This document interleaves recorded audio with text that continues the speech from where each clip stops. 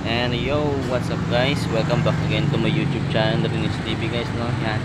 So, mainit, yan. So, naka-solar tayo ngayon, yan.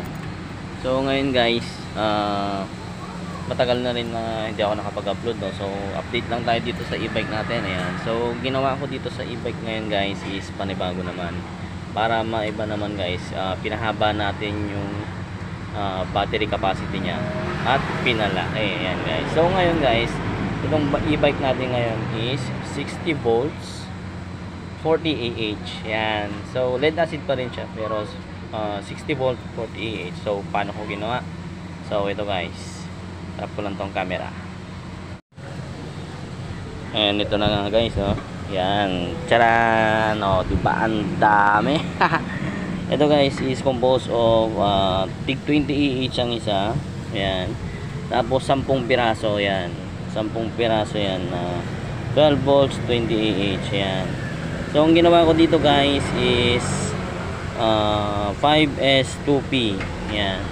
Ito naka-series siya by 5 yan. By pair pala to, no? 2P, dalawang parallel, tapos 5 series. So 1 2 3 4 5 yan.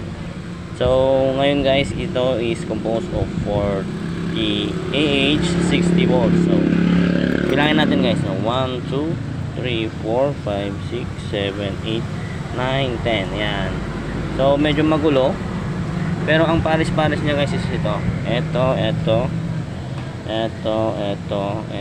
So ito yung end niya, yan. Ito yung positive papunta dito, and then yung negative naman dito, yan. So makikita nyo guys, no, ito nakapares-pares lang siya, yan. Pares.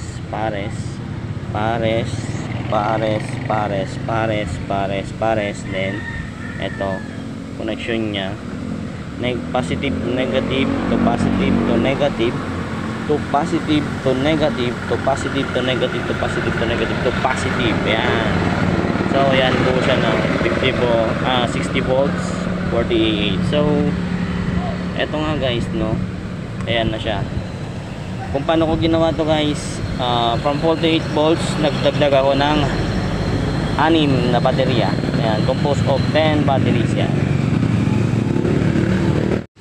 And so yun na nga guys, napakita ko na. Upgrade natin ngayon is 60 volts 40 ah. Paulit-ulit na ako yan. So based sa observation ko guys, naging mas mabigat yung e-bike ko kasi nadagdagan ng timbang. Yan.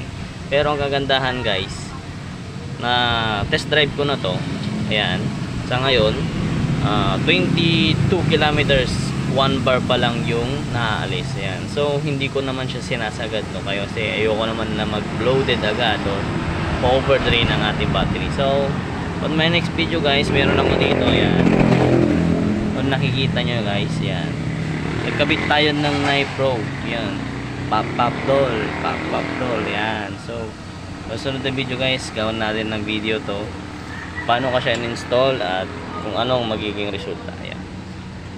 So once again guys, Rinis TV, please like and subscribe. Signing out, peace.